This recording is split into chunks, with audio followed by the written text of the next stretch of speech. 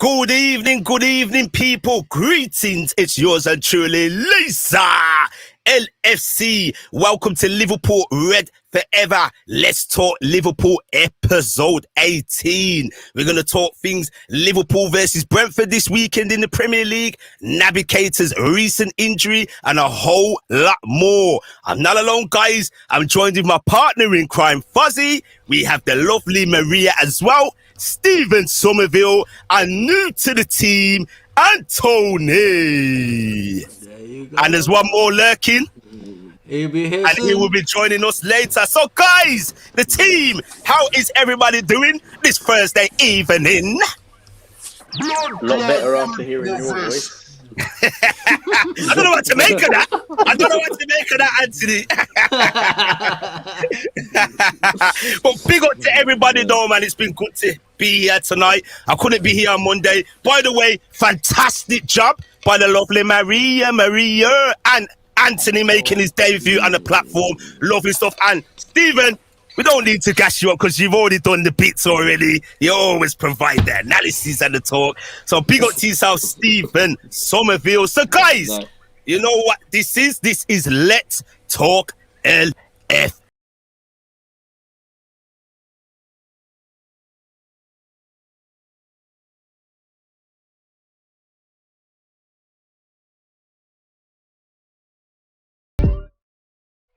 So yes, people, this is Let's Talk LFC episode 18.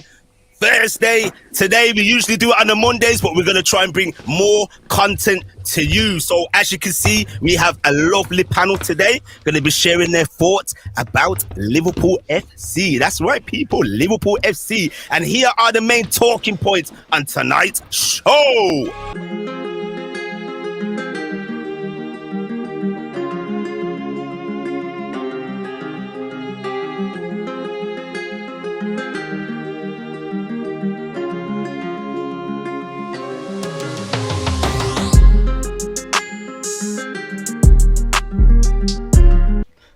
So, yes, I saw that, Stephen. Well. I think everybody knows the news, what's happened to one of our players, Naby Keita. We're going to touch up on that, and we're going to touch up on a lot of other talking points on tonight's show. So let's get through to the comments like we usually do.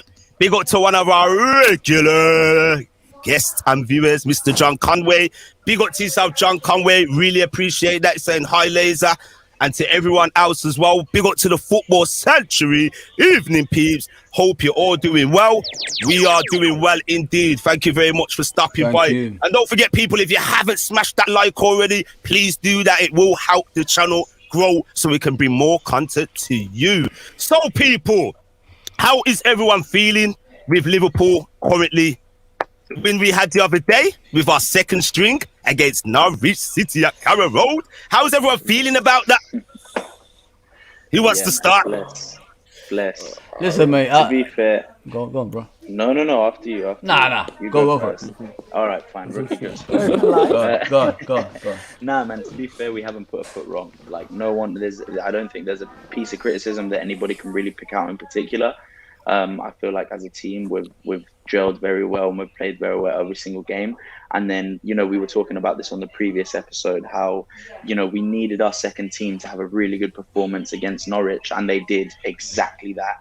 So, as I don't think any Liverpool fan has a complaint other than the fact that Chelsea won't calm down. Yes. For me personally, I want to see us, kick on this season with the cups. I know previous seasons we haven't really, taken it seriously. Or we could say the draw hasn't been kind to us. Some rigmarole going on behind the scenes, some draws that have been taking place not live on TV, and we're not seeing what's going on, But for me, it's going to be hard. I don't think we got the squad depth, let's be honest, like Manchester City, Chelsea, for example, and other teams. But if we could go further in the competition, and let's say we get to the semi-finals, then we can put out the big boys, and who knows, and we can get a cup. Because for me, winning trophies breeds confidence, and it's been a long time. And as Fuzzy's always saying, day in, day out, Manchester City's catching us up. They're on 7 League Cups now, and we're the record holders for 8. And for me, I know a lot of our fan base are like the Premier League and the Champions League's the bread and butter. Look, we've got to start sweeping up trophies, you know. So, so what's your thoughts on it, Maria? I think there's a different attitude this season towards the other cups. I definitely want to see us going for all of them, to be honest. And I don't see why we shouldn't. I think it's a great opportunity for our younger players to shine and have their gameplay and be seen. And then, of course, once we get to the quarters, the semis, the final, bring in the big boys and get the trophies. That's what we should be doing. And also, just on the topic of how I'm feeling about Liverpool overall, I think the team is doing brilliantly. We were being described as underdogs at the beginning of this season, which I thought was ridiculous. Liverpool underdogs. What are they talking about, underdogs? Nonsense. So now to be level pegging with Chelsea, who were meant to be the superstars, sorry, we're showing that we can do it without all the money and all the massive signings. We've got what we need. We can win all of these. We just need to actually get the will there and do it and get it done. Yes, well said, Maria. Well said. I agree with that. Stephen Somerville. Yes. How you feeling, bro? How you feeling, Stephen? It's good to be here as always. I thought that when I was watching the Norwich game, I was on Rally LFC with the watch on, and we were sort of relaxed, to the basis that we knew it wasn't going to be a spectacle, but we both knew that that the players that were on the pitch had something to prove. Being honest, the likes of Divock Origi, the likes of Taki Minamino, were they actually going to step up? And they actually stepped up for once, and that's what's needed going forward. I want Divock Origi and Minamino to start playing well in this team, because we're going to need the backup anyway in these cup competitions. You know what I mean? Yeah. For me, why not go for all these competitions? But we've seen in the past that Klopp doesn't rate the FA Cup, he doesn't rate the Carabao Cup. I've seen it, or else we maybe got sort of unlucky with the draws, in the past. This time we've got Preston in the fourth round, and that'll take us into the quarter final of the Carabao Cup. That's actually a good path for Klopp to actually understand that you can actually go for a cup competition. But in terms of for fans writing off Liverpool this season, I think they have to catch themselves on now, because it's only early on in the season. Like, especially Chelsea fans. There's been a lot of Chelsea fans I've seen that have been getting carried away already. They're going to storm the league. And, like, we've only had a few games into the season. You know what I mean? We're actually Chelsea. We've only got to May to the season's end. Then you start judging if Chelsea will win the league, or Man City will win the league, or in the Reds will win the league. Yeah. We can still win the league here. We're still in contention here. Virgil's 100%. Matip's back. Henderson's back in that midfield. There's a reason we can still compete, and especially with the fans back at Anfield. So I expect us to compete. Whether win the league is a big ask, or the Champions League. Yeah. I believe that club will have one eye on one competition. But to say that Liverpool are done at the moment, I think it's absolutely bonkers to say that. Definitely. Yeah, going back on what you were saying about the League Cups, not taken seriously. I think in previous seasons, we haven't had the squad depth. No. And the draw hasn't been kind to Liverpool. There's been times we've had Chelsea, we've had Arsenal twice on the trot. I know there's been a period when it was just Premier League teams in the third round. And if you go back to the season where we won the championship, the title, and we was in the World Club, for me, I believe if the FA didn't screw Liverpool over, the EFL, I think we would have won that cup. Because it wasn't sustainable to play the kids and try and win the competition. Do you know what I'm saying? So you can see that year Klopp did take it seriously. I know the FA Cup, sometimes it comes after a bad time, injuries, and we're just unlucky. We haven't had the squad depth. But I think this year we've got to try and kick on and give our fringe players the opportunity to prove themselves and try and go all the way. And if we get further, then we can introduce the big boys. And that was an excellent performance. I didn't see the game in its full entirety, but Taki was hungry. I was really happy with him. Divock was much better than the previous game. And a lot of these youngsters need game time, and I'm happy. When the draw was happening, I was on the phone to you, Fuzzy, and I was like, let's get a lower team. And it's not a disrespect to the lower teams. It's just so those guys can get game time and build it up. Do you know what I mean? So we're going to get to some comments before we head to the next talk. Yes, so where was we? So big up to Frankie Ramon. Cooler, man. She knows what I mean. Big up to yourself. Big up to the Chelsea perspective. Big up to yourself, and good luck for Saturday. Football Sanctuary, I heard Naby stopped his top. Oh, God. Oh, Oh, my days. We don't want to hear this anymore. no, Naby hate. We're going to touch upon this after. Naby lad. Stopping his towel, getting some milk from the fridge, like. We got to Aziz. Oh, that 1990 evening, everybody. Is Naby injured again? I'm sure everybody has heard the news and is up to date. Big up to Mr. Michael, you never walk alone. Big up to everyone. We're just going to fly through some of these. The FA will F us up if we go for all four, just like they did when we was at the World Club Cup. And Aziz is bigging up Chelsea perspective. Big up to John Conway and the rest of the people, them. And big up to Maria in Hey. I was just saying hi to everyone on the comments. Hey, Big up to Tariq Talks. You can catch him on UFT tomorrow night at 9 p.m. people, or Premier League chat. The main talking points will be Chelsea versus Manchester City, but tonight is all about Liverpool FC. So we're going to skip through some of them. We will come back to the comments after. So, people, this is the one we need to talk about. And I've been waiting for ages to talk about this. And I thought I will give this lad like of the doubt. Mr. Naby Keita. And I'm going to give it to one of the new guests on the team. I'm going to start off with you, Anthony. I want you to break it down for me. And let's talk about Naby Keita.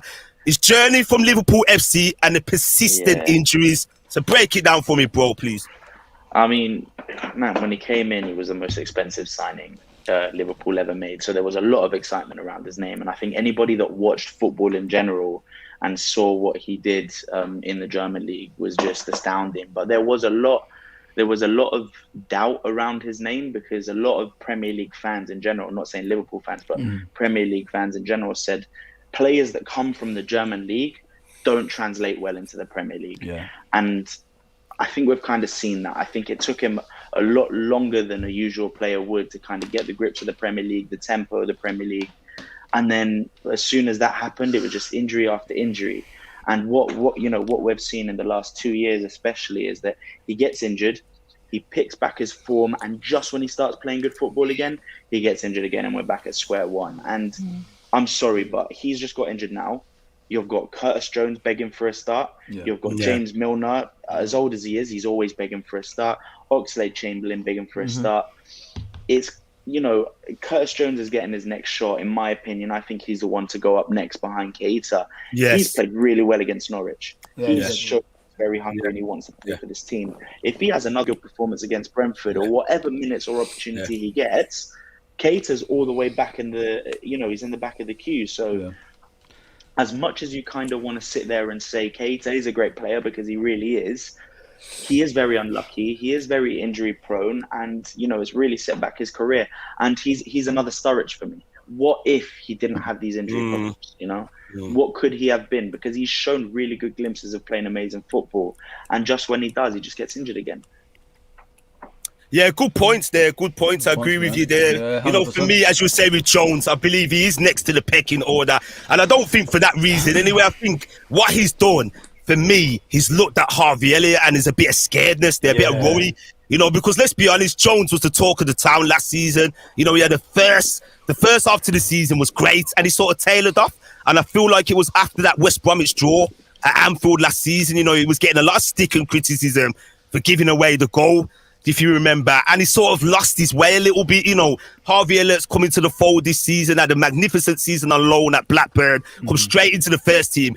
And let's be honest, we're all human players, and he's going to be looking at that thinking, oh my God, am I on the threats? Because there was a lot of talk of him going out on loan. So he's going to be ready to go now. You can see the hunger. What I saw when he played against Norwich, you could see in moments of the game, it was like he was levels above. You could just see the quality shining through, and there's a very good player in there, but he's going to keep his head screwed on, keep the discipline there and just keep working hard, and he will get the opportunities presented to him. So, Mr. Fuzzy, F to the O to the Z to the I. So what's your thoughts on Keita? Because we have these lengthy, talks on the telephone and that. So talk it to the people. down there before. It's hard, man. It's hard. You know, like what you keep thinking he turned the corner and then something else happens. You know, like how much can we take, people? Like how much of this can we take? You know, at one stage, him and Thiago Alcantara in Germany was saying that was a dream partnership in Germany. And now they're in the same team, and we can't even get that on the pitch. He just kicked the floor, people. Like, how many times did you kick the floor when you played football? Like in the playground, you know what I mean? When you was a kid, and then you still play on. This is and he picks up injuries doing that. He picks up injury getting off a plane. It's just too much at the moment. And I hope he comes back, but I can see it happen again and again and again. But how much can we take? That's the question to everyone here. How much longer can we take this from Naby Keita? Because we can see there's a player there. We can see there's a quality player there, especially that goal he scored the other day. But yeah, I listen. I could say bad things. I could say a lot of good things, but I just can't. I can't go on with him like being injured on a regular basis, man. It's just doing my head in, and it's one of those things I just have to stay quiet from because it's too much. It's too much. Fuzzy, I know you're keeping it clean because I am. We're on here tonight, you know. Let's be honest. Yeah. And we gotta be respectful, and you know, and it's our player at the end of the day and It's support him. too much, man. Do you see a future for Naby Keita at Liverpool beyond this season? Because for me, it's make or break for him this season. I maintained last season he's got to, you know, keep fit for a good period of time. This season, and it looked unlikely. This season we thought is the breakthrough season. He's going to be staying fit, and you know, like he's going to help the team out. You know, especially with Genie gone and Shaqiri, you know, etc. Those players gone. We thought he's going to come to his own. Well, we said it. As soon as the transfer window ends, you know what happens? Naby Keita comes back to the old Naby Keita, kicks the floor, and he's already injured. It's just it's a cycle of the same thing. From what I've heard, Klopp said all that has to happen is the pain to go away, and then he's gonna come back and play. It's a minor injury. It's not like a major injury or anything like that. Yeah. I'm just hoping this season he plays more than he's on the actual, you know, treatment table. That's all I'm hoping for him, for his sake. Because if he doesn't do that this season, I think it's time to go. Innit? Let's be honest. You all have to agree with that. Well, if he's injured, it's not his fault. It's Maria and, you know, Anthony and Steve. It's not his fault. Injuries, you know, happens to people. Yeah. We know about the Sturridge experience back in the day and all that stuff. Yeah. But how much can we take? Like when we got a thin squad, if you know what I mean, people. And that's the concern. You know, it's going to bite us in the ass, man. And for me, if we can get 15 to 20 games out of him, we're going to have to just deal with it. And his value is going to go down. We're not going to recruit that fee. There's nowhere on earth we're going to recruit anywhere near the fee. So, Maria, how do you feel about Naby Keita? Did you have, you know, high expectations for him this season, or you knew it was going to be the same old story? Listen, I agree with everything that's been said. I do still have high expectations for Naby. I just think, just to put it in perspective, to be fair to him, he's taken a knock. He's out for precautionary. It's more of a precautionary thing. I would rather he isn't played for one game for precautionary reasons. Yeah. He recovers from the pain or whatever's wrong, and he comes back instead of playing him when he's potentially, even to us, it's a minor thing. To a football player, it means that it's a lot more. Yeah. Let him rest. Let him sort out this pain. Get him back to fitness straight away, and then there's no real sort of stop in the gameplay for him. Yeah. And I think it is a make or break season for him. Yeah, but he is also a very, very talented player. You can see what he's capable of. The past few games that he's played, he's surprised me because suddenly he seems to be on form. He's got confidence that we've not seen before, and it's impressive, and we don't really want to lose him. So, you know, just from the point of view of, you know, from a kind of human perspective, I really want him to do well, and I'm really kind of really rooting for him. But it is frustrating. Of course it's frustrating. And as soon as I saw that injury come up, I was like, oh, for goodness sake. And you can't help but get annoyed. I know. But at the same time, I would rather it's a minor thing. It happens to them all. Thiago's been out a lot with injuries as well, and we don't often point that out because I think we've got this love for Thiago, and I've got no. Well, but I also think it's because Naby's been there much longer. But do you think, Miria, do you think it could be a psychological, mental issue as well with Naby Keita? Yeah, Could I it, you think know, some of because he's it been there is. time and time again, and I know it was happening with Sturridge as well. And after a while, it's got to be hurting for a player, you know, like, oh, again, and am I going to get injured in this game? Do you But think it's even for more? him, and yeah, I think it is. I think it is a psychological thing. But I think also to add to that, I think the fans' reactions and frustrations with him, he sees all that. And Yeah, then for social him, he media. must be thinking, oh, he's probably Yeah. thinking, oh, I've got injured again. And all the fans are going to be going on about the fact that I'm injured. You don't want to be the laughing stock when you know what you can Yeah. offer. So it's a frustration. And as I said, I really thought this would be his season. And Yeah. I still think it could be. But he Yeah. just needs to try and make Yeah. sure that these Yeah. things just aren't constantly Yeah. happening. And I don't know what you can do about it. What can you do? Yeah. It's just one of those things, man. It's a shame. It's unfortunate. What's your thoughts on it, Stephen? How do you feel about the whole situation with Naby Keita, with the persistent injuries? Do you think we got to stick by him, give him a chance, you know, and just try and get as much games as we can from him for this season, and maybe look elsewhere when the end of the season comes? What do you think? I mean, it's one of them things where I struggle very deeply. How do we keep defending this? If I'm being honest with you, there's nothing against Naby Keita. He's been injured. You never wish a player being injured. Definitely not. I mean, we went through it with Sturridge. You know what I mean?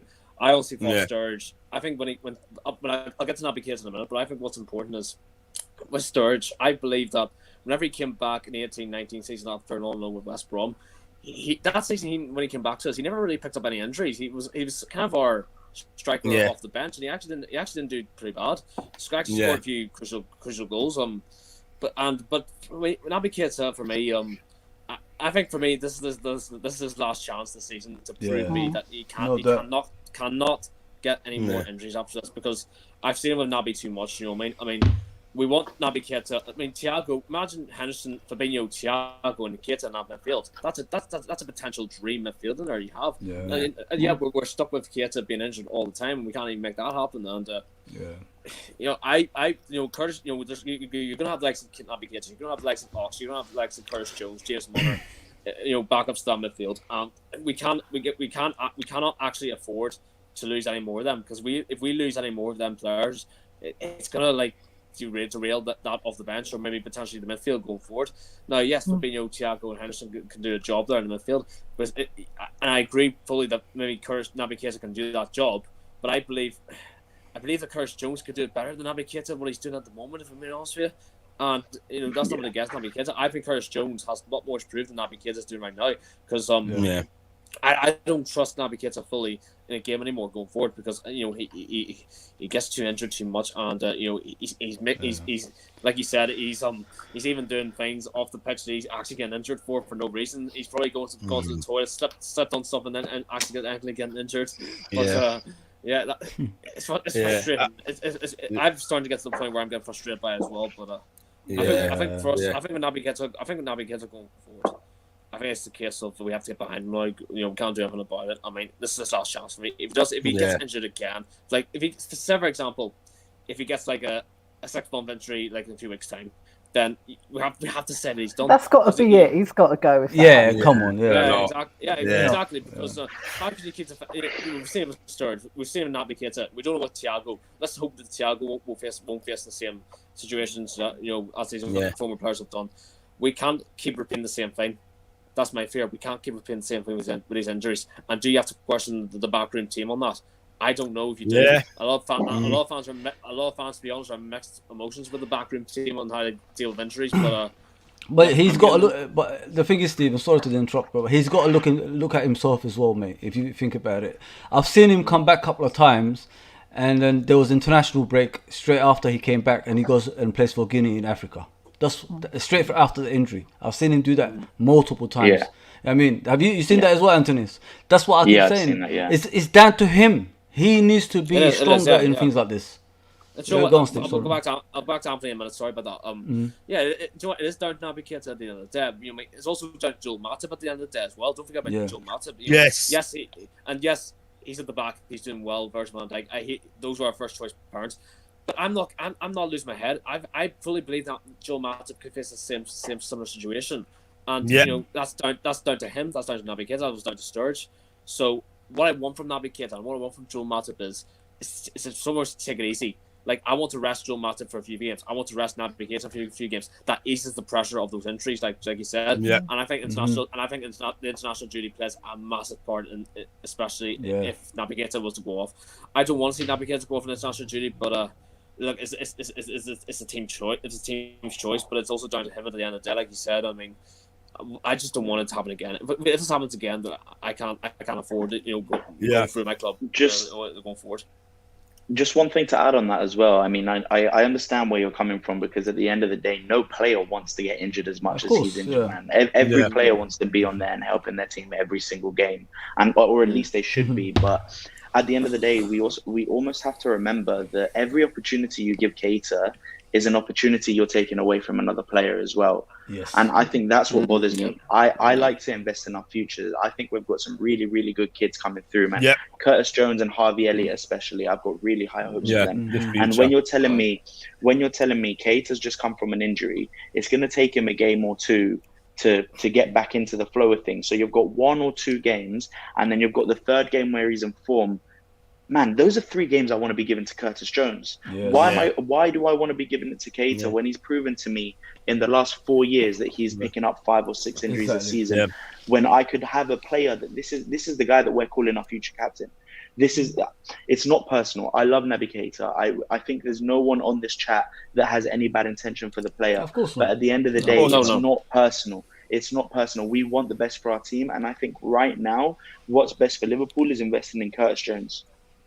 Well said, man. Well said, everybody. What we're going to do, we're going to head over to some comments, and then we're going to touch up on the next topic. So, there's a lot of people waiting. Yeah, so, big up to Tariq, big up to Aziz. I really thought Klopp said there was no injury in the game, just precautions, taking him off. Michael states exactly what Anthony said. When he's on form, he picks up an injury. He's gone for a while and then starts again, plays well and picks up an injury. So it's back and forth with him. A cycle. Yeah, same cycle. Michael again, so much potential, but no consistency in performances, and he's out with injury all the time. Tariq saying, loved Keita at Leipzig and was excited to see him reach his world-class potential, but his body has let him down. Unfortunately, it seems to be the case, guys. A lot of people talking about Naby here in the chat. Naby's talent is undoubted. He just needs to stay fit. And for me personally, I see it very hard that he's going to stay fit for the entire season. No doubt about it. And I'm not jinxing it or anything like that. He will get injured again. He will. He will. And then this is what Naby catered for, and it's how we manage him and how we manage the squad accordingly. And this is why I said the other week, was it episode 16? I said Klopp has to make changes for Milan.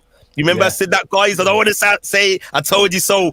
And the cup as well. I said, because there's no way Joe Matip is going to play every game. Yes, they say don't change a winning formula. But we know, no disrespect, Joe Matip is no stronger than a digestive biscuit. He can crumble at any time. Do you know what I mean, guys? He can. Let's just be honest. And he's another guy that is world class on his day. One of the best centre-backs going. And he doesn't get the plaudits because of his injury record. Yes. Do you know what I'm saying? So we're going to have to manage the squad accordingly this season. It's going to be hard and it's scary because we've got very good players at our disposal in our ranks. We've got a very good, starting 11. And if we could keep all those guys fit, we could go all the way this season. I really do believe that. It shows so far Liverpool ain't even got a second gear in a lot of the games. And we're cruising in games. All these games I've seen, apart from the Chelsea game, I've had no doubt we were going to win them. Yes, Milan was a roller coaster. It was a nice roller coaster up and down like the old days of Liverpool. But last weekend against Palace, I had no doubt they were going to win that game, and it ended up being a comprehensive victory, 3-0. Big up to Mr. Rich Sports, RS7. Big up to everyone. I think you guys are beating Brentford. He says we're going to touch up on that as well. Just another comment. I think we should have used the money we made over the summer and spent it on him. He wasn't even worth that much, 18 million to 20, I think. So we will get back to you. And after that, guys, there's more comments, but we will get back to you. And what we're going to talk about is some of the players that haven't been getting the look in and have been criticised by the fan base. And these players are Taki Minamino and Divock Origi. Divock Origi. So, people, Are Taki, Minamino and Origi starting to prove their worth to be a part of the team? I'm going to hand it over to Maria. What do you think, Maria? Have a song every time. Cool. Yeah, Taki, Minamino. I think, do you know what? I liked Minamino from the moment we signed him, and he was, and the very tiny bit of gameplay that he got. But I think that he was kind of unfairly treated, not just by the fans, but I thought the players themselves didn't quite have that respect for Minamino on the pitch. I remember I can't remember which match it was, last season, maybe before, I can't remember. And it just looked like they weren't even passing to him. It was like being completely overlooked. Yeah. And he didn't have that kind of confidence and presence himself to go forward and just do what he needed to do. Whereas if you remember when Jota came in, it was like he just thought, no, hang on a minute, you ain't going to ignore me. And he just went in and did what he needed to do. So I think because he was potentially a threat, but at that time, not a particularly big one, because he wasn't really showing what he could do, he was kind of being overlooked by our other players. And I remember feeling quite sorry for him that he was getting so much stick for not being effective. I don't think that was his fault. And we've seen what he can do, and we can see what he's capable of doing. So I think it's brilliant to see him and see him enjoying the crowd and taking the praise that he's earned. Sorry, Maria, do you think that loan spell done him wonders? Because I think, a lot of things that people are missing. When he came to Liverpool, the pandemic started, and that's gotta have affected him, family-wise, adapting to the culture, the city, etc. So do you think him having that short loan spell at Southampton has helped him a little bit? Because for me, I've seen quite a lot of him in pre-season. For me to give him a chance, and I'm gonna hold my hands up. I was one of his biggest critics. I'm gonna hold my hands up on there. I'm guilty of it. But what I've seen of him now, sorry to cut you, I think we should give him a chance. He deserves the opportunity now. Pre-season, he was brilliant. You could see that there was something there, and he was going to go. As long as he got the opportunity, that he would do well. His loan, I thought, was a bit hit and miss, to be honest. He started off all right. He was benched afterwards, he was injured. Yeah. He was injured. Yeah, he got injured, It was like the Liverpool injury curse just went with him to Southampton. So to be fair, and he didn't, other than I think the first couple of games where he scored, I don't think he got the love from Southampton fans or anything. I was worried that he might not actually come back, that they might sign him, but they might sell him. But I'm glad that they've kept him on and given him a chance, and that's what he needed. A chance, and both from the fans and the other players, to be honest. Lovely stuff, Maria. What's your thoughts on it, Anthony, on Takumi Minamino? We're gonna start with him, then go back to Origi after.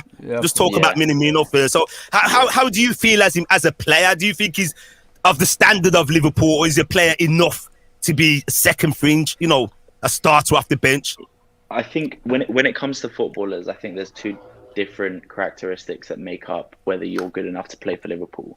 You've got how tactically gifted and how talented you are at football, which he definitely is, and do you have the Liverpool mentality, which is what I question. I'm not I don't want to sit here and rain on his parade. He's had a very hard time, man. Let's not beat around the bush. The guy came into Liverpool, which is a fit in or get left behind type of type of team. We have so many big characters, and then we got hit by a pandemic. He couldn't go back home. He was very homesick, and he opened up about it. Mental health and missing his family. And then we come back, and then there were so many games where even us fans were saying, obviously he has to get a chance. Didn't come around, and then he gets sent on loan, does really well, then gets injured. It's really unfortunate, I think, the way that it's kind of planned out for him. But I think he definitely does have the gift. He's a very gifted football player, and we saw that in Salzburg, which is not as great of a league, but he showed it in the Champions League. When a player can show it in the Champions League on the big stage, they can show it in any league, in my opinion. So I think he's definitely a gifted player. It's whether we can utilize him correctly, and he has the mentality to back himself, man. That's what I want to see, man. I want to see him back himself, because he's got so much ability on the ball, but he doesn't have the confidence to drive that ball forward or take that shot. If he had that Alex Oxlade-Chamberlain, man, take a shot outside the, We love it strikes me as very shy, a very reserved player. I go back to, obviously he was new at the time. When he came to Liverpool, effectively we won the title. For me, we won. It was already over. It was done. It was finished. Even if you look at the parade, he didn't even want to be part of it. Yes, I was just about to say he didn't that. even want to be part He of read it, my mind. But You know, he was standing. With the I actually read something today. It was in the Athletic about Taki, and it just said that he felt that because he hadn't really been part of the team then, that he felt he had no place to be celebrating that win. And so I think that's a really hard thing for him to come into. Like, do you just go and kind of take part and get with it, or you know, how do you kind of fit into that? Where do you fit in? And apparently they were trying to encourage you, but even if you don't feel like you fit in, though, you should be proud of the boys around you. You know, they worked hard for it, so you should be there. I think it's his personality. Honestly, I think it's the way that he is. I think Marie is right. Very kind of, as for you me, said, not very confident, and you can see that on and off the pitch. And I said, you know, the comparisons there for me, like with Kante, you know, Chelsea player. He's a very humble player. You see, when he won the title with Leicester, they had to grab him forward and say, lift the trophy. And he done it for Chelsea. You know, he's one of the humblest guys going. And Takumi Minamino strikes me as that person. Very reserved, humble, knows his place sort of thing. And I think what didn't help him, before we move on to you, Stephen, you know, he took a lot of stick when we played Aston Villa's kids in the FA Cup. And let's be honest, he never had a good game. He had a poor game, you know, against the 16-year-olds, 17-year-olds. And I think, I'm not sure if that maybe was the lightning bolt moment for Klopp. And I thought it was, because after that, we didn't see him. And he was sent out on loan. But to be fair to him, he scored in that in the Crystal Palace match in the 7-0 win. And then he wasn't playing for 10 games. Exactly. So his confidence, that's going to kind of batter you a little bit. You're going to be like, well, what did I do wrong? And he wasn't played again. Yeah. So, Stephen, what's your thoughts, Stephen, on Minamino? Yeah, it's like you said, I was very confused. I always remember when he, like you said, Maria, when he scored against Crystal Palace, I genuinely believed that there was something there for Minamino to play for after that. But then when January came, you know, Klopp makes the decision to send him out on loan to Southampton, and you know, I was thinking on the lines of, why would you do that if we need the squad depth that we need? You know, that wasn't. It didn't make sense. It definitely wasn't. It wasn't the right time. We ended up falling apart after that. But like whenever I looked at Taki Minamino at Southampton, I think he scored against Chelsea, and I think he did well against a few games. But I think after that, I don't know if he was injured or not, but his stats really didn't really go up. Like you said, sort of was a hit and miss. You know what I mean? To say at least his low move. But you know, he's come back and he's had a good preseason, and you know, he's done very well, especially to come in against Norwich and with Origi and sort of keep his place. But what for me is interesting about Minamino and Origi now going forward is, what position do they play in? I struggle sometimes to see where Minamino and Origi play. Klopp likes to play Origi down the left for some reason. I don't believe Origi is perfect down the left. I believe Origi is a now striker, and Minamino is I think Minamino is a winner. I think Minamino works well down that left, but yeah, Klopp wants to sort of rotate, switch it all around and play them two in different positions, and I'm just like, why not just keep the same position? Do you know what I mean? And I believe going forward, what needs to work for Origi and Minamino is keep them in the positions that they're used to. I've like Divock Origi, for example. Divock Origi for me will work well in the strike role if Jota and Salah were in between them, or Mane and Salah, because I believe if you get Divock Origi beside any of them three, I think it'll work out for Divock Origi and score more chances. And Minamino especially, I mean, you know, I think it'll work the same for him too. If he can get more game time in his natural position, I think it is the wing. Then I believe that, you know, they end up having a good season. And I believe, but the question is Klopp going to do that? I struggle to believe that. I don't believe that Klopp likes to sort of, you know, for some reason play Divock Origi in strike role or Minamino in the dash. But look, I think Minamino and Taki are very much of places to play for. Like, I think Minamino, especially, I think, like you said, he's gone. I think he has gone through a lot of mental health, like especially going to Liverpool back in, you know, when he signed December 2019. Like, I'm starting to believe that, you know, he has had a hard time, and he's had about nearly 2 years to sort of get used to it. But I think this is the season for me. Minamino has to do something, because if he doesn't do anything this season, then I'm afraid he doesn't have a place in the squad. But I've got full confidence in Minamino and Divock Origi in terms of. But for me, going forward in the season, you have to play them in the right positions. If you don't, then I don't think they're going to succeed going forward. Thank you, Stephen. Fuzzy. So what do you think? Because, you know, as you guys were saying, We all know the African Cup of Nations is coming in January, you know, and if I'm right, I've done my homework. I think they're only going to be missing for a couple of games. It ain't the month what everyone thinks it's going to be. So we're going to need Minamino and Origi to step up. I'm not sure which 2 Premier League games it's going to be, but they're going to step up. So for you, Fuzzy, can Minamino do a job when he's called upon this season? Because we're going to need him. We cannot be relying on Mane and Salah for the entire 88 games or whatever it is for the season. You know, can Minamino be relied on? Yeah, Jota, you know, different positions. What do you think, Fuzzy, on the Minamino? Mate, he has to earn our trust, innit? That's what it is. He has to earn our trust back. And like you guys said, with him, he's been away from, obviously, his family, and he couldn't travel, and, you know, all that stuff happened in the beginning. But there's so much you can take, like, when you make things like that for a player. Haven't you guys noticed, you're talking about two players that need an arm around. That's what they are, to boost their confidence. Them two are so similar, it's unreal. You know what I mean? Because... You look at Minamino, he's shy. You look at Origi, he's shy. Everybody calls him lazy. You know what I mean? So it's two similar players that we need an arm around, like, just to boost them up. It shouldn't be like that. Now the transfer window is closed. There's a place up for grabs. Do your best, and they are doing it.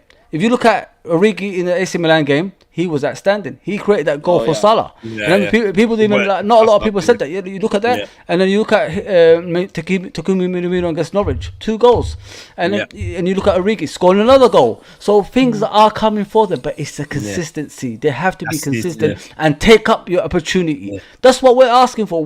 Listen, Liverpool fans will back you through the hill as long as you give 100%. You could be the shittest player, but as long as you give, sorry about the language, as long as you give 100% on the pitch, we'll always get behind you.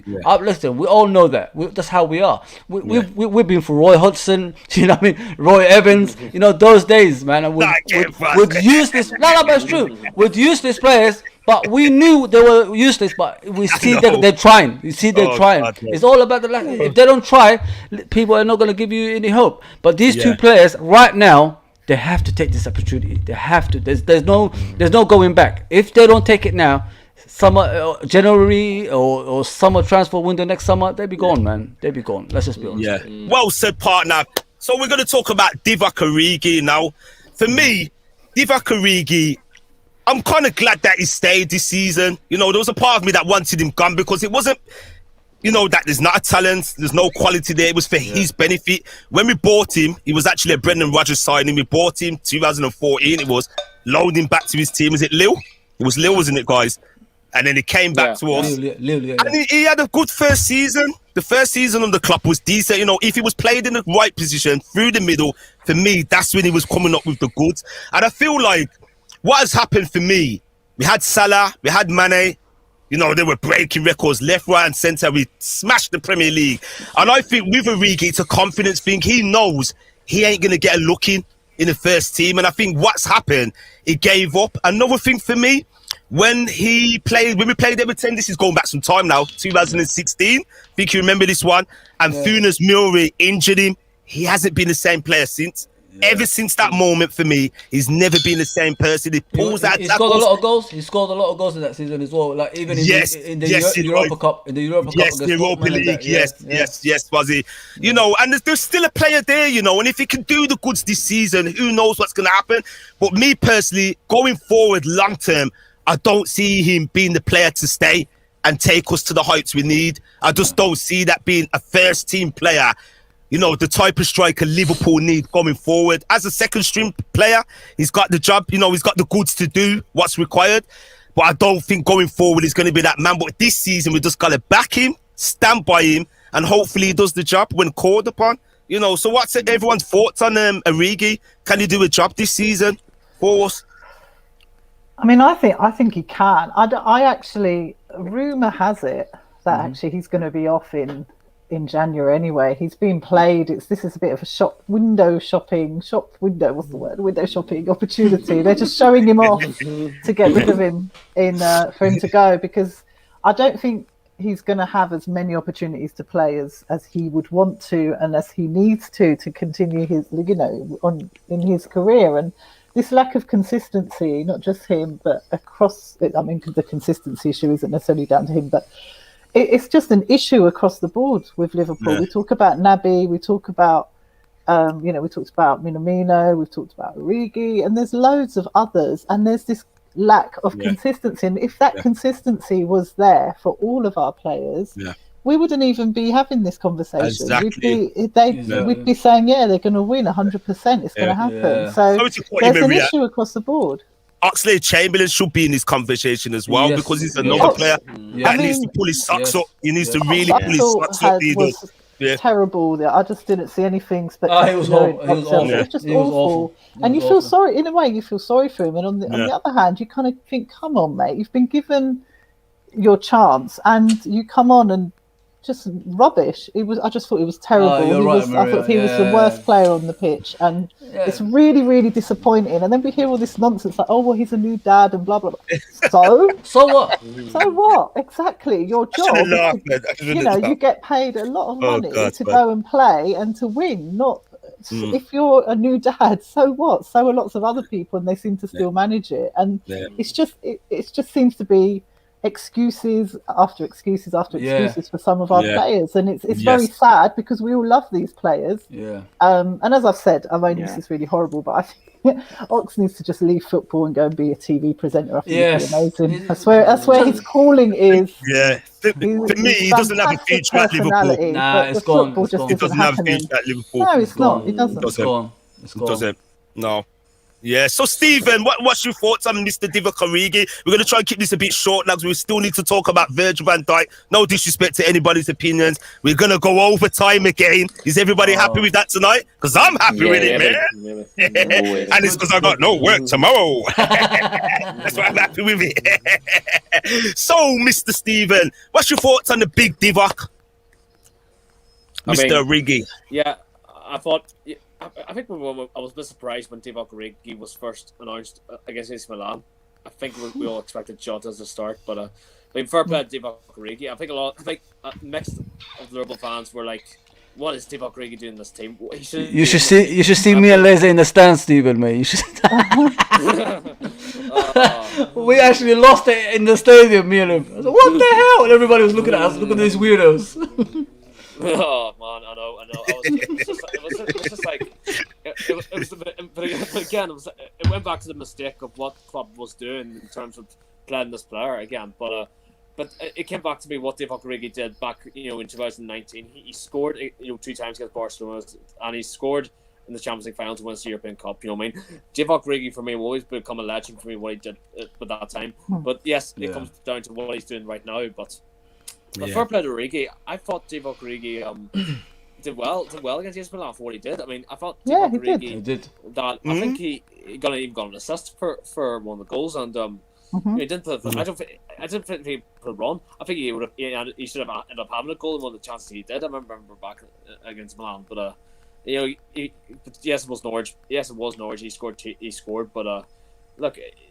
I think Divock Origi, if he is to be sold in January, then it'd be FSG's decision, be Klopp's decision. I can see why Klopp doesn't want him at this club. But for Divock Origi now, it's all about getting as much game time as you can, especially in the Carabao Cup and maybe the Champions League. I think that's all he'll get for me. If I'm being honest with you, and Divock, he's sort of he's one of them players who he'll surprise you, but at the end of the day, he probably end up letting you down in the end. But it's just, I think Divock, for me is not the player he used to be, but I think he'll only getting Carabao Cup and a few Champions League games out of it. But if he scores in them, then there's obviously competition there. But you just need to stay consistently, and that's where I stand with Divock Origi. You know what I mean? Yeah. Thank you, Stephen. Yeah. What do you think on this topic, Anthony Divock Origi?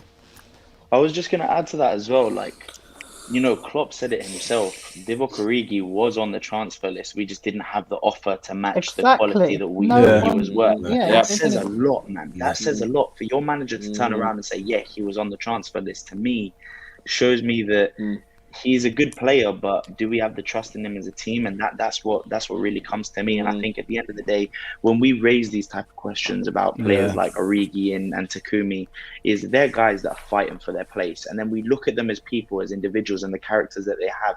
They're not Virgils, they're not Salahs. They don't want to lead. They want to be in the background kind of people. They're shy people. And when it comes to fighting for your place, that character, in my opinion, is only going to make it worse for you. And I think the frustration with the Liverpool fans, including myself, is that you look at them and you say, are they going to be in our long-term plans? No. Yeah. Would they be better off somewhere else? Yes. So why are they not gone yet? You know what I mean? It's why are we not investing this money somewhere else? And then, you know, it comes out by the club that this summer coming, the 22-23 season, is going to be a big spending season. But we know from our history, apparently, I feel like they say that every year at this point. But you know, our history shows us when we spend big, we also sell big. Yes. So, you know, whoever doesn't prove themselves this year, whether it's Keita, it doesn't matter how big or small your name is. If you don't prove yourself, or if you are seen as a better asset somewhere else and we can make some money out of you, I think it is going to be sold, because it's not only about the Liverpool team we have now, because we have a great one, but it's also about being to continue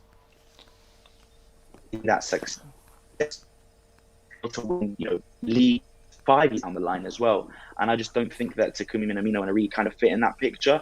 And I think that's where they kind of fall off the pecking order, in my opinion.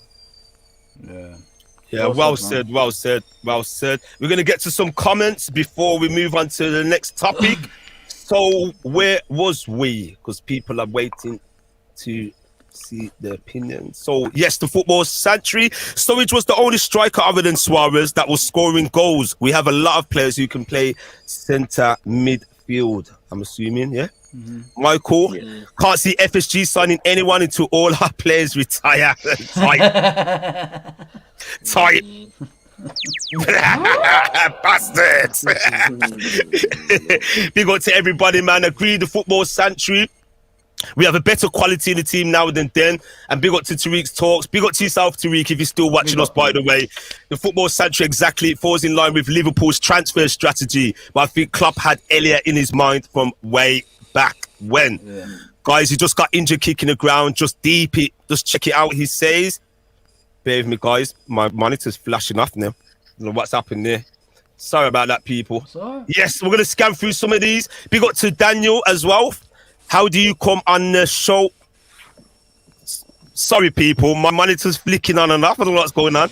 Hang on. I'm going to take it out because I'm working with 2 monitors. That's why. That's better now. Yes. How do you come on the show, ladies? That is Dan, the man. I think if I'm right, Dan, you sent me a DM. I will get in contact with you, Daniel. So please bear with me. Big up to yourself as well. Just going to fly through some of these. I can see some newcomers, people that I don't recognise. Eagle Eye Football. Good evening to you. Crystal Palace is rich. Yes. Respect to you. Big up to yourself and big up to Ravi as well. Flying through these people. Sorry, we can't bring them all up on screen. Big up to one of the regulars, Mrs. Katie Murphy. Good evening, all. Big up to yourself, people. So what we're going to do now, we're going to fly into the next topic, which is Mr. Calm As You Like. 100th game for Liverpool FC. Is he the greatest centre-back in the club's history? Fuzzy, take it away, bro. Oh, man. I've seen them all. I think by far, he's the best. I know everybody's talking about Jockey, Alan Hansen and that, but I've never seen a defender like this. Like he's good at everything. He's good at passing. He could run. He could he could even take set pieces. People don't even know that he could actually. If you watch him at Celtic, he used to like curl it in the top corner. That's how good he was. So listen, with him, I consider him as the greatest defender we ever had. But some people might debate that. I think he's the greatest defender we've ever had. And yeah, congratulations on his 100th game for Liverpool. And I hope more to come, man. More to come. In my opinion. Yes, Fuzzy. Yes, Anthony. What's your thoughts on Mr. That's your guy. Calm As You Like. He's a number 4. Mr. Red, for me, when he came to Liverpool, I was so happy. But I'm not going to rant on. I want your opinion on this. So what's your thoughts on Virgil van Dijk?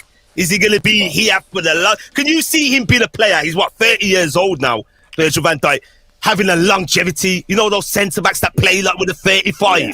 34. Can you see that from Van Dijk? Yeah, break it down for me, Anthony. What's your thoughts on Virgil van Dijk? 100%. I mean, it's something that we've been seeing a lot more with football, man. Is you see, players are playing longer and longer and longer, and it's just the way that science is, physiotherapy, recoveries.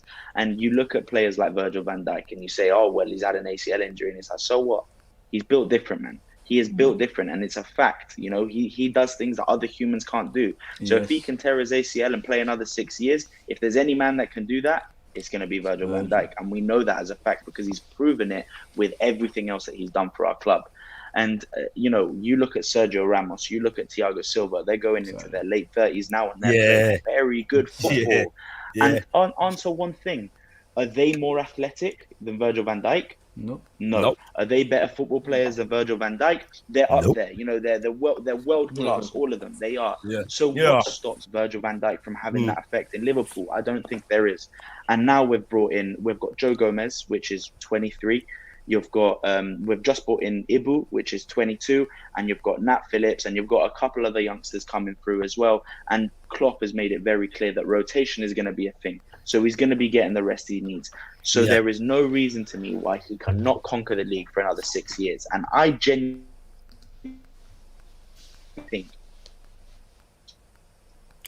Bit of technical difficulties there from Anthony. I think I froze out. Little bit of a freeze. No, I'm back. You're in your flow, and it went. I know, it was nice as well, man. It was getting to the juicy bit.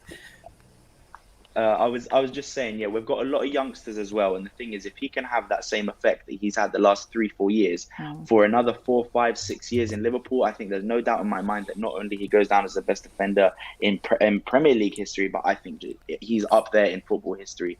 In world football, let me say something to you guys. Trophies to back it up as well. Can I ask you guys a question? If he wasn't a Liverpool player, would he be held as like probably the greatest centre back in the Premier League?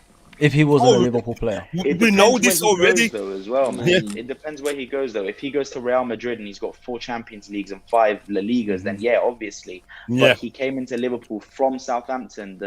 Southampton did nothing with him. He came to Liverpool. We've won a couple of trophies, but is it enough to warrant him being the best in history? I don't think so. I think if we can grow that a little bit more and we can get another couple of Prems and another couple of Champions Leagues, some other. The thing I'm trying to say, Anthony, is he the best defender you ever seen at Liverpool Football Club? Football ability, 100%.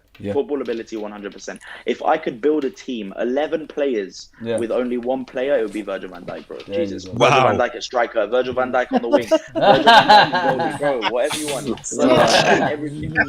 That's what I want to hear. Smashing. Yeah, big up to yourself. That was absolutely smashing, Anthony. Respect for that, man. I love that piece of analysis. But yeah, man, I agree with what you're saying. He's still gotta have the trophies to back it up, and as you was alluding to, if he played for any other team, let's say for Real Madrid when they were on that mad run and won 3 Champions Leagues in a row. Let me give you an example, Laser. Look how long Yep Stamp was at Man United, and look at how highly they regard him. There you go. And Van Dijk has been here longer than him. They don't regard him as high as that. Outside of Anfield, that is, I'm saying. Yes. You got a lot of rival fans, and I'm not having a dig for those that are in the chat talking about Mr. Slabhead Maguire, saying that he's higher than Virgil van Dijk. I don't think so. I do not think so, guys. I don't think so. So, Mr. Stephen Somerville, break it down for me. What's your thoughts about Mr. Calm as you like being our player? Because for me, when he was at Southampton, I see the qualities there at Celtic, and I tell you this, the game that done it for me, I've already said this to Fuzzy numerous times, was Southampton 0, Liverpool 0, 2016. If I'm right, it was November. And the way how he handled Sadio Mane in that game, I thought, I was in love with him. Immediately, I thought, you sexy beast, you gotta come to my... You know what I mean? And then I thought to myself, right, but can we afford him? Because I knew he was going to be in excess of 60 million plus. And I'm thinking, here we go. We got Man City with their cash. We got Chelsea with their cash. But then when I heard that he wants to work with Mr. Klopp, I was happy. And, I think we have got to be really happy. We've got a player of that caliber. I don't think it's hit some of our fan base. I don't have bad words about him, but it might be years down the line or when he leaves and retires, where we think, you know what? We had one of the best players going, not just as a centre back, but a player, because he is immensely, the quality, the standard, what he gives is well up there, at times it's well above 100. Look at from day one, Laser. Look at from day one, As soon as he walked in through that door, Liverpool changed. Immediately. The mentality and just to add on changed. that as well, Laser, this is a player that we'll be talking about 60, 70 years down the line, bro. My grandkids will be talking about Virgil van Dijk in Liverpool. Yeah. And, they will be Liverpool fans because they have no choice. But this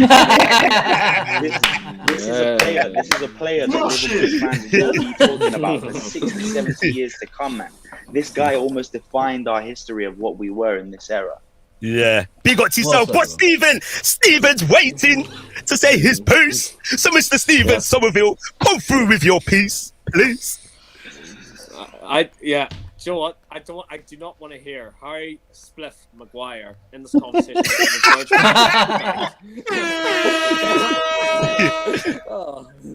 Yes, don't talk to me about that, please. Not Varane, not Thiago Silva, not Spliff Maguire. There's no one near enough to Virgil van Dijk. Like, I don't think in my lifetime, when the Reds, that I've ever seen what Virgil van Dijk has done at the back ever done for me. I mean, I didn't really get to see much of Sammy Hippie after being honest when I growing up. I mean, I was a bit too young for that, but he was class as well. I grew up. Yes, we had Mascherano. We had Daniel Agger, but they weren't at the levels of the world class centre backs. You know what I mean? At the time when we had them, and the fact is that when we got Virgil, I was happy we got him because we actually got a good defender for once. You remember when we had Lover and Matip and Gomez, it just wasn't clicking for us at the back, and it was years since we had a good defender at the club. Now when Virgil came in, I was sort of happy with that, but I didn't actually expect that he would be the best centre back in the world, and which he still is the best centre back in the world for me, and he is someone that I have never seen before. What he can do in the defence before, like you can never get another team what Virgil can do. He's levels above any of these centre backs in the league, and the fact is that he went on to win the Champions League with us. He went on to win the Premier League with us. It could have been 2 Champions League if we just would have got over the line in 2018. You know what I mean? He is my defender. Like, I know there was Alan Hansen. I know there's but Virgil for me is much better than what. I think Virgil for me is twice. It's not much better. It's much better than what they were. I'm not going against them. They were great defenders, but for me, Virgil does something else for me that keeps the defense going. He keeps the defense not panicking. Whenever Virgil last season when he went down. Whenever he went down last season, we had Reece Williams and we had Nat Phillips and we had Fabinho back in the back, which just weren't the same when he went down, and that's even rival fans didn't want to hear any excuses from us. Talking about that, and I'm just like, do you not expect how many injuries we had last season, and yet they want to talk about worst champions ever. Forget that we had Virgil van Dijk out for the remainder of the season. Remember the fact we didn't have Fabinho in the field for the rest of the season. So ever since Virgil's come back, if you're coming back from an ACL injury, it takes time to get back to where you were. Now, I do not think I've seen a player come back from an injury that has done wonders to just keep at the same levels. You know what I mean? Virgil van Dijk is here to stay, and I think he'll still be the best centre back in the world at the age of 37. I'm guaranteeing that he'll be around for a very, very long time in this team. Yeah, Virgil van Dijk for me, I think he is the best centre back we have in the league, and he especially not that like that guy over in Manchester, Spliff Maguire. I do not want to. Laser, let me add something to that. He's 100% right what he said. All of you guys are.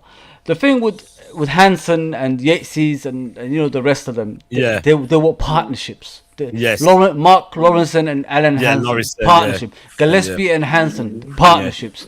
With Van Dijk, you put anyone next to him, anyone. It could be from Nat Phillips, Reece Williams. It doesn't matter who it is.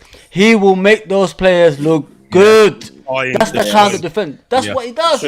That's the difference between him. Man. He's a Rolls Royce of a defender. Anyone else want to add anything before we move on to the next topic? about Mr. Van Dijk, because we can talk about him all night. What? Come as you like. I echo everything that's already been said. I mean, he makes being a centre back cool. He's definitely done that, and you know, and it's not just his playing ability, it's what he brings in addition to that to the team. He's a real leader. You can see how he kind of rallies everyone together. That calmness radiates across the whole team, and you know, you can see that as things get better and better, and he seems to be getting better and better, to be fair. As some, I can't remember, I think it was Anthony said that he's built different to other people, to other players, and these days you can go on until you. He's not even human, Amiri. He's not even human the way he plays sometimes. But that's what I mean. And you can't, these days, you can go on. Age doesn't matter anymore. No. It's true. It's true. These players are athletes. They're not just football players. There's more to them than that. And you can see things are getting better. He's looking more and more machine-like. You can see the hair, the focus. He's chiseled as well, man. He's just chiseled, the hair. It's just getting more and more slick. So you can see that the man is just getting better and better. I'm gonna do my hair like him next. You know, guys. I'm gonna put it this way, Laser. I'm gonna wet it off. Laser, put it this way. He's that good. You could have put Shaqiri next to him at centre back, and we still exactly, bro. That's how much confidence we have in him. That's how much confidence we have in him. Lovely stuff from all of the LRFC panel. Anybody in the comments wants to add to that, feel free to do so. So we're gonna move on to the final topic, because we're not gonna stay here all night long. And we're going to move on to Liverpool's next game in the Premier League against newly promoted Brentford FC, the Bees. So, guys, how do you see this one going down? We're going to start with you, Stephen. How do you see this game going down? Do you think the Bees can trouble Liverpool and give them a sting, or Liverpool going to bury them? I think, do you know what's funny today? I was in university today, and we were doing this project, and I came across this a guy who had a Brentford mask on, and immediately I thought I had to go and ask him about the game, and he said to me, he goes to every home game he can for Brentford, and he fully believes that Brentford will actually have a go in this game, because I think whenever teams like Sheffield United and Leeds United come up to face us beforehand, whenever they come up from the Champions in the first season, they actually haven't given us a good game. But do you remember when we beat Sheffield United 1-0? It took a Gini Wijnaldum goal off Dean Henderson. Yeah, we struggled in that game. I remember that game. Struggled bad. And we actually, it took a really hard for a game in that game to actually go and win the game. And I expect something similar against Brentford. Maybe, if I've been honest, after hearing what he had to say today, because I know the Brentford fans will want to be up for this game, definitely. I mean, it's going to be a full house. They're going to be rocking, Liverpool want to go there.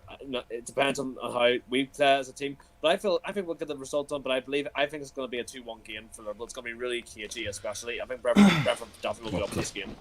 Yeah. So thanks for your opinions there, Stephen. Who do you see? Let's state in the obvious. Tony, Ivan Toney.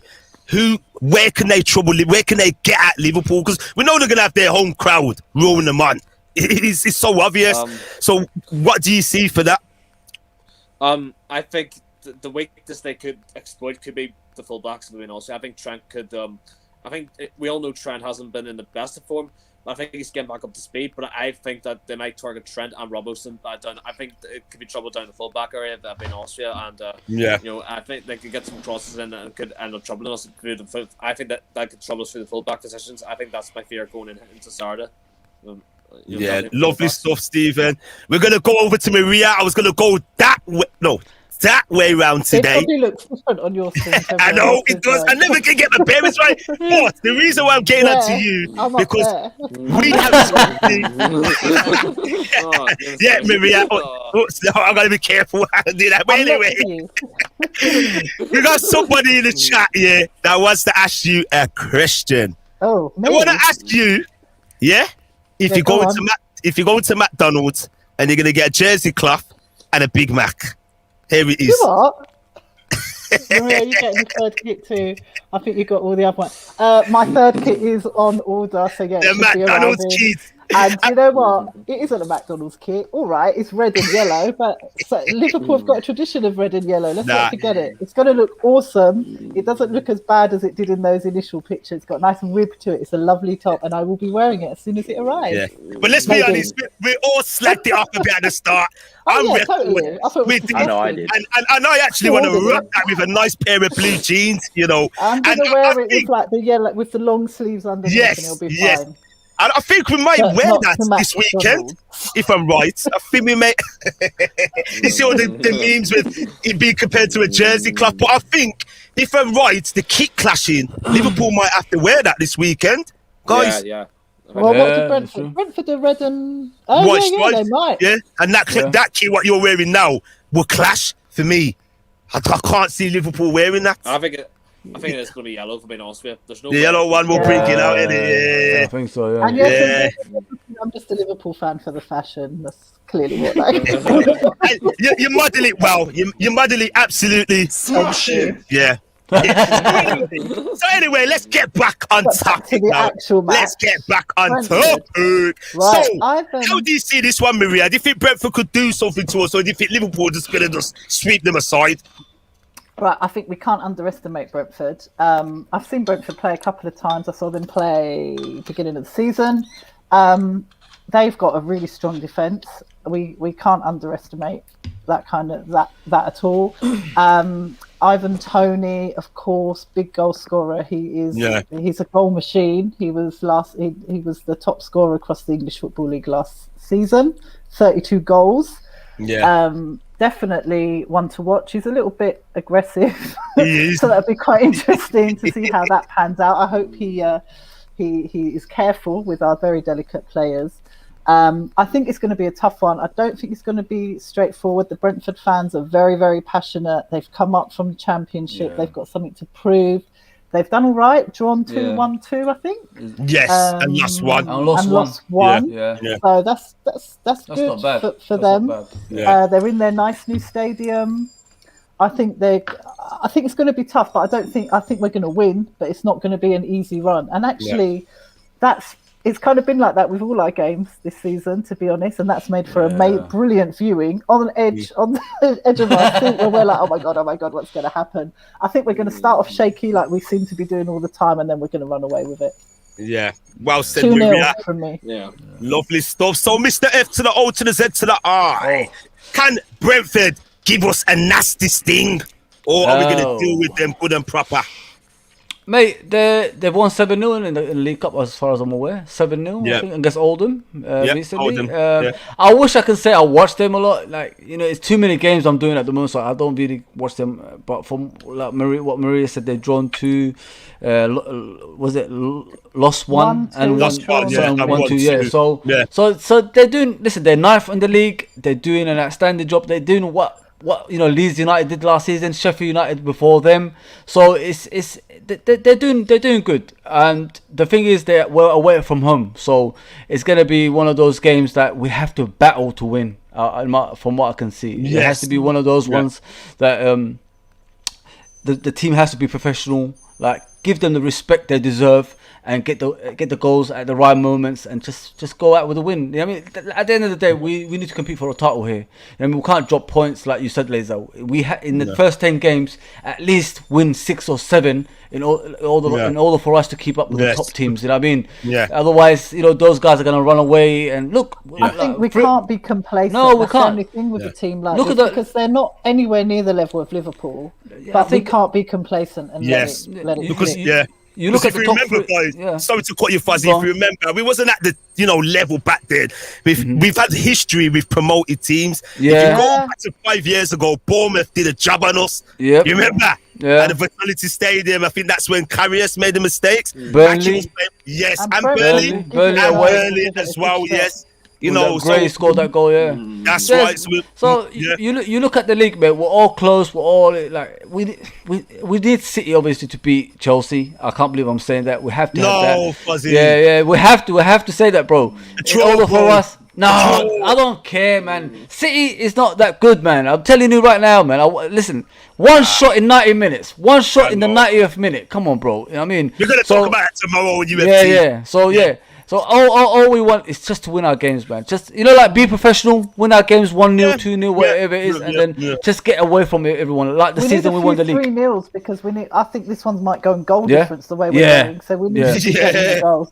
Yeah. We'll just need to get away from the rest. That's what we need to do. Like the season we won the league. You know what I mean? Because if we like compete with these guys tit for tat, that's when we lose focus and the screw job is on the way, and then we're gonna probably fall apart. You know what I mean? So the best way we could do, win our games, let people underestimate us, and then we just do it quietly and just get away from everyone else. That's what I want. Yeah. Lovely stuff, partner. So, Mr. Anthony, how do you see this game going down, bro? You think Brentford are gonna trouble us, or do you feel like? I mean,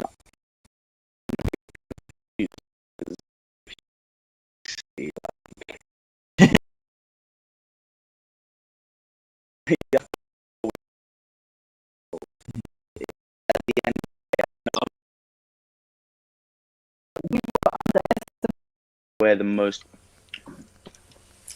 on the team. Look at City, they're missing a striker. Have I gone again? I've gone again, haven't I? I moved into this room because there's better Wi-Fi and it's just gone again. Sorry. You look at Manchester City. They're obviously they're missing a striker.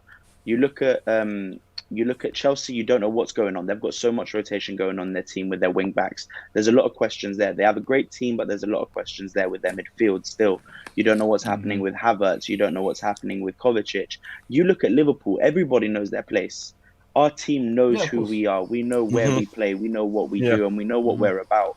And I think at the end of the day, when you look at us going against teams like Brentford, I don't have anything to be worried, because you say they've got really good strikers. They've got Tony and they've got Mbeumo, but we've got Virgil van Dijk. We've got Joe Gomez. When you put them one-on-one against them, mate, they're not winning any day of the week. And then you say, they've got a really good defense. Yeah, well, we've got Salah, we've got Mane, we've got Jota. They're all in really good form. There is nothing that you can tell me about Brentford that worries me, because I know that we're stronger in that area. Now, the only thing that I think has bitten Liverpool in the arse sometimes is, you say we have had some problems with the newly promoted teams, because they're very unexpectable. You don't know what they're going to bring to the table, because we've never really seen them in the Premier League before. They have a lot of players that we haven't really faced, so we have little experience against them, and then at the end of the day, we don't know how they're going to attack, and they're not scared, man. There's newly promoted teams, they're not scared to come up against the big dogs and give everything they have. But I know, as long as we're 90%, 95%, 100% on our game, there's no reason why we should even be considering this to be a tough game, in my opinion. That's only my opinion. Well said, Anthony. I agree with you there, man. For me, I see the game starting a bit cagey. We're going to gauge how Brentford play. They're going to be well up for it due to their home support. They're going to have a goal, because that's what all promoted teams do. When they play the big boys, they want to come to prove a point. And I see it going exactly how the previous games have gone. We're not going to come out of second gear. We're going to be very professional. For me, we've got more discipline now. I don't see Liverpool underestimating any team this season. Klopp has been at the helm for a while now, and I think we've got so much experience and leaders in the team not to let it slip. And I'm not, no pun intended, you know what I'm saying? I just don't believe, for me, and this is not me being ignorant, that we're going to underestimate Brentford and say, oh, look at Brentford, they're a little old championship team. I see the game being very cagey initially, and like Anthony was saying, who is going to get past Virgil van Dijk or Konate? Who's going to get past them? Yes, Tony's going to make a game of it. I think they're going to pose a great aerial threat. But I just see we have so much quality in our locker. Salah, he's hungrier than ever. I think Mane started to come back into his own. He had a little bit of an iffy start this season. He was question marks over him. And I just feel like we're going to comprehensively get the job done professionally. And then we just tick that one off and move on to Manchester City. And like Anthony was saying, everyone's opinion counts. Everyone's got their, concerns about the game. For me, we cannot be worrying about Brentford when we've got bigger fish to fry. If we want to reclaim the Premier League title, this is a team. Make no mistake about it. We have to be beaten. I don't want to hear people saying, I'm going to take a draw and things like that. We can't. We can't. We're just going to get the 3 points in a professional manner. Don't type manager. In a professional manner, right? And just move on, don't get any injuries, no bookings, no red cards, nothing silly like that. And then Manchester City the week after, because for me, we know Manchester City hasn't started well. You know, in recent years, they've kind of started slow and gone on to win the league. But for me, that is still a huge game. That is going to be a huge game for me. Exactly, like you said, mate. We just got to play our own game. That's what we've got to do. You know, like we're the best team when we play our own game. We struggle when we play tit for tat, like with that Chelsea game. That's how we play tit for tat. If we play that own game like we usually do, we can beat anyone in the world of football. It's hands down, man. It's no joke. Just to add on what you were saying though, Laser, as well, you know, what I was saying, this isn't to take any respect away from Brentford. I respect them. Yeah, I know, bro. I know. They've come into the Premier League and they've started very well, but I don't really think they've been hit with a real challenge in the Premier League. I mean, their biggest challenge was Arsenal, and they had 9 players missing. At the end of the day, this has got nothing to do with Brentford. They could be on their best game, but if we are really serious about winning the Premier League this year, we can't even be considered. These should be easy 3 points and on to the next one. These type of games, and especially going into City, this is a type of game where we need a bit of moment. Had rotation. I've gone again. Yeah. I've gone again. We've had rotation, and now let's put a starting 11 against Brentford. Let's have a good game, and let's take that same starting 11 into Manchester City and take that momentum forward. That's the type of game that this should be. It's a strong 11.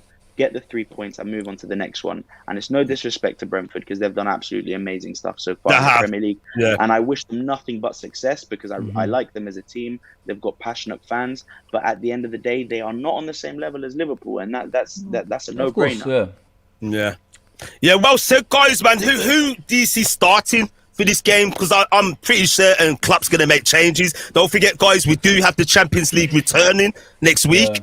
So we're gonna have to manage this squad. So who do you see being at the back? You know the most unluckiest person is in this conversation when you're starting lineup is Tsimikas, mate. Tsimikas has done nothing wrong since he started the Premier League. That guy deserves a place in the starting lineup more than everyone else, and he's not gonna start. Let's be honest. Robertson's gonna come back in that game, but yeah, Tsimikas is the only one I could shout out for that should play more often. But unfortunately, he's got the best left back in the world ahead of him at the moment. But you could see probably Alisson in goal. You got Trent coming back. Apparently, they said he's coming back. He's not ill anymore. He's back. Yeah, and you got Matip, Van Dijk, and Robertson, and you got to get Fabinho. I don't know about Thiago. I think Thiago's going to miss this game. And I think Oxlade might come in, or Milner's going to come in with Henderson. And you got the front three of Jota, Salah and Mane. So this is Milner's type of game. Yeah, it looks like Milner's type of game. This is. Yeah, we need a calm, disciplined, experienced head, just to settle things down.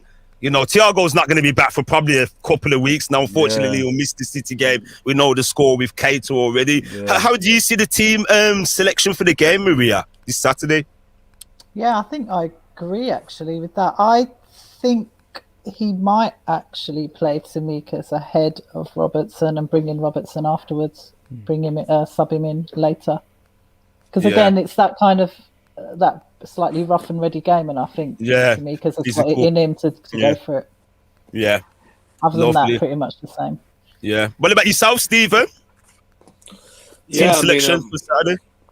I think Matip's going to come back in definitely. I think Tsimikas is going to get a rest. I think Robertson's going to come back in. Trent as well. I think Fabinho and Sanderson are going to start, but I'm going to throw a spinner into the works. You said Milner and Ox, but I'm going to give it to my boy Curtis Jones. I think Curtis Jones. Actually, that's what I. Well. Yeah, Jones. Yeah, I had Jones over Milner. Jones. As well. Yeah. I'm getting to Curtis Jones. I'm getting to Curtis Jones because I think he needs some game time. And I think a game against Brentford is perfect. The perfect opportunity for him to shine, especially he started last season under lockdown. Without a crowd. He's going to play now in front of the crowd, in front of the Liverpool fans. Yeah. This is his opportunity now to. I think this is his opportunity now to get into this lineup against Brentford. And in the front three, I'm going to go for. I think it's going to be. I don't know if Jota's back, but I think Jota is going to come in with Mane and Salah, and that's my team. But I would love to see Curtis Jones. If there's anything about Curtis Jones, it needs to come into this game against Brentford. Yeah. I actually think Minamino will start. I don't think he will play the proper front three. I think Minamino will start I based think on his he might start performance. Minamino Yeah, and save Jota for I do. Champions League. That's it, Maria. That's what I think. And I think Milner will captain the side and Henderson will come in after as a sub or vice versa.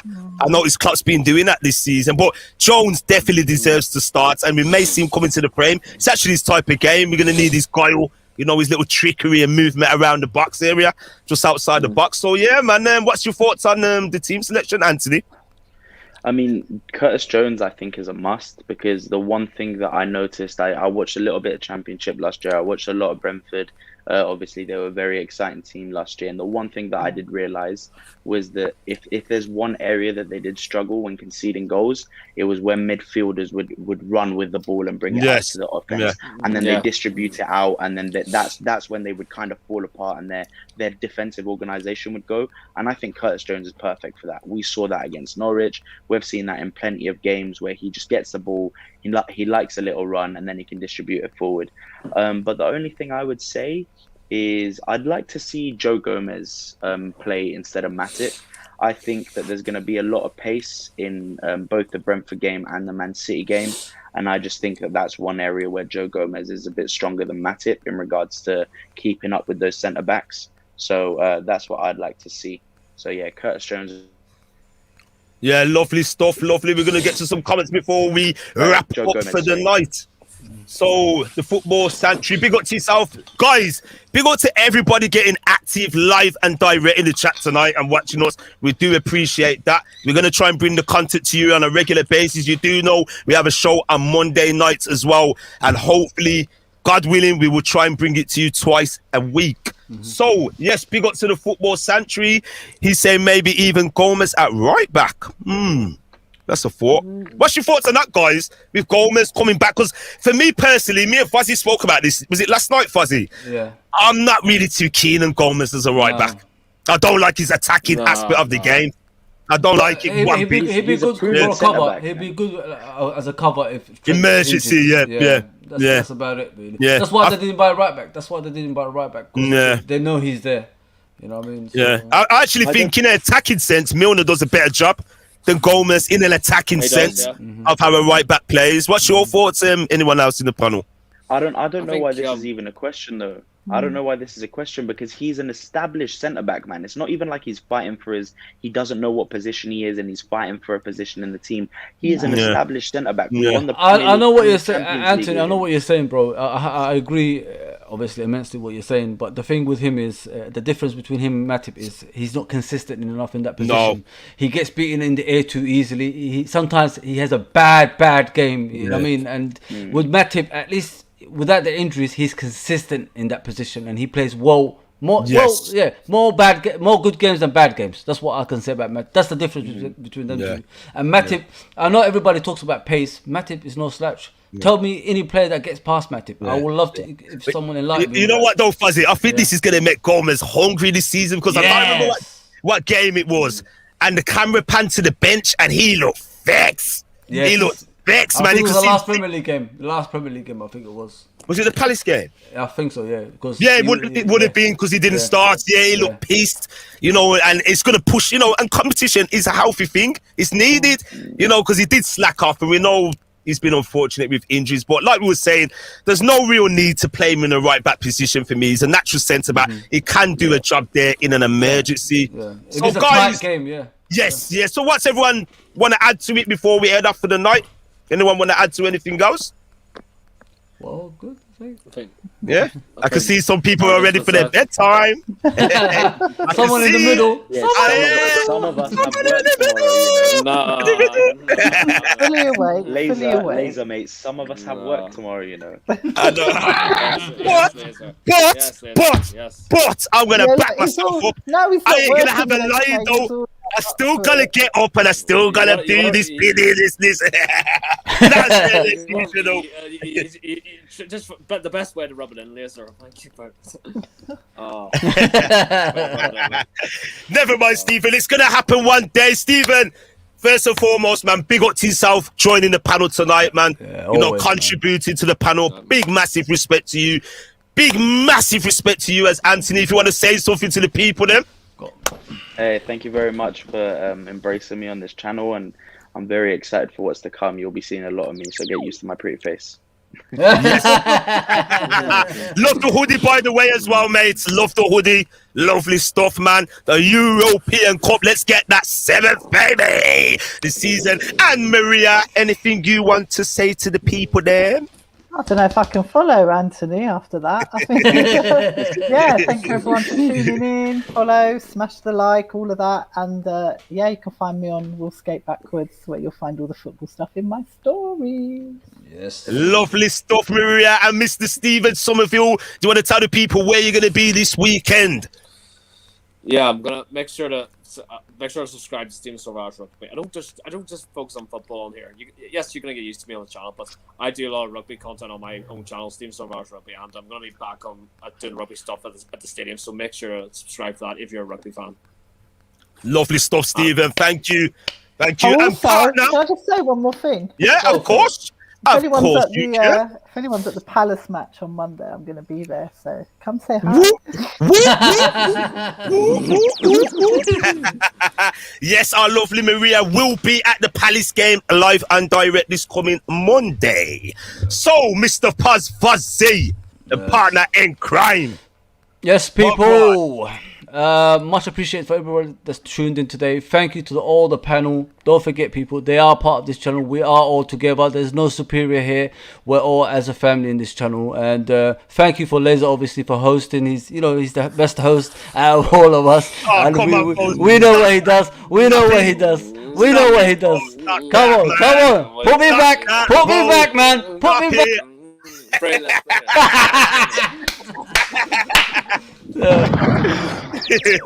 But you know what, though? Big up to everybody, man. We all got our individual flavors, and it's been lovely tonight, man. I ain't gonna lie, I was a bit tired earlier on. You know, it's been a long, grueling week, but I love doing this, guys, and we're gonna try and grow together. You know, loads of things in store, and people as well.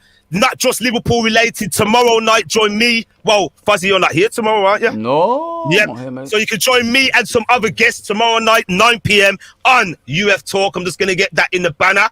We're going to be talking the main talking points. Chelsea FC, the current European champions, versus the current Premier League champions, Manchester City. That's going to be a tasty game. So it's YouTube channel, UFTALK, tomorrow night at 9 p.m. Please join us there, guys. So it's time to say our good nights and God blesses. Thank you. Good night and God bless, people. Until the next time, peace. I'm out.